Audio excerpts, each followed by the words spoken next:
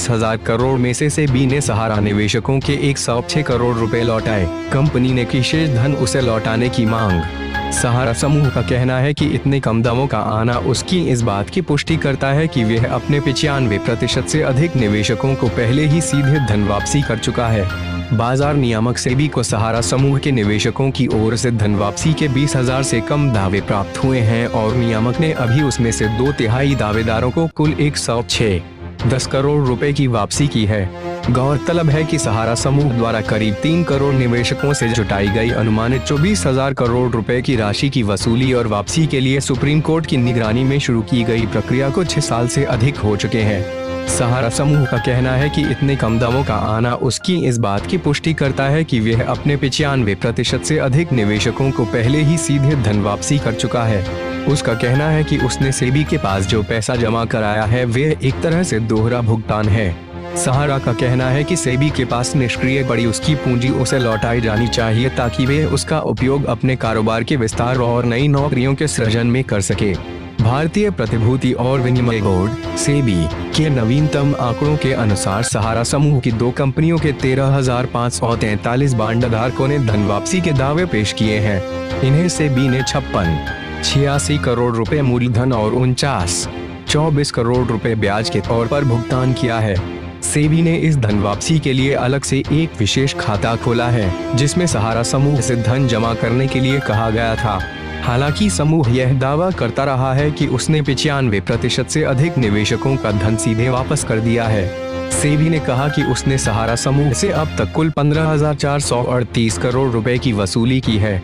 ऐसा उसने 2013 में नियामक के कई कुर्की आदेशों और सुप्रीम कोर्ट के दिशा निर्देशों के आधार पर किया है।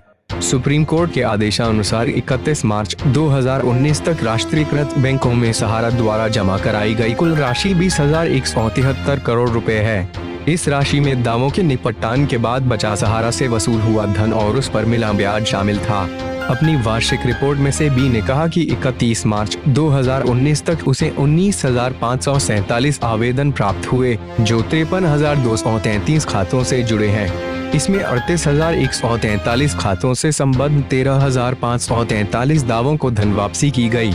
इसके अलावा कुल 17.3 करोड़ रुपए के दावे के 4,000 से अधिक मामले सेबी के पास लंबित हैं।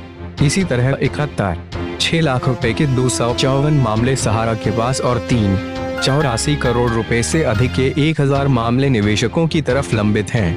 कुल 131 आवेदनों को विवादित घोषित किया गया है। इनका कुल मूल्य 50 लाख रुपए से कम है, जबकि 57 करोड़ रुपए के 542 आवेदन बंद कर दिए गए क्योंकि इन मामलों में निवेशकों ने नोटिस के जवाब नहीं दिए। सेबी ने Sahara India real estate corporation limited और Sahara housing investment corporation limited को 2011 में निवेशकों से जुटाया गया धन वापस लौटाने का आदेश दिया था। बाद में कई दौर की अपीलों पर सुप्रीम कोर्ट ने 21 अगस्त 2012 को अपने निर्णय में सेबी के आदेश को सही करार दिया। न्यायालय ने समूह की इन 2 कंपनियों के निवेशकों को 15% ब्याज के साथ धन लौटाने का आदेश दिया है।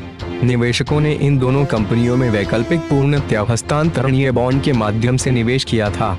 सहारा समूह के वकील गौतम अवस्थी ने कहा कि सेबी की वार्षिक रिपोर्ट उसकी 2 कंपनियों में निवेश करने वाले करीब 3 करोड़ बांडधारकों में से 95% को पहले ही धन वापसी की बात की पुष्टि करती है। उन्होंने कहा कि यह दोहरे भुगतान का मामला है क्योंकि वह निवेशकों को भुगतान पहले ही कर चुकी है और उतनी ही राशि उसने सेबी के पास जमा कराई है। हमारा सेबी से अनुरोध रहा है कि वह जमीन पर इसका सत्यापन करे जो उसने अभी तक शुरू नहीं किया है। उन्होंने कहा कि सहारा ने जो रुपया सेबी के पास जमा कराया वह बिना उपयोग किए हुए पड़ा है। उसे यह पैसा वापस चाहिए ताकि वह कारोबार विस्तार कर सके। यह कंपनी देश की आर्थिक वृद्धि के हितों के खिलाफ है।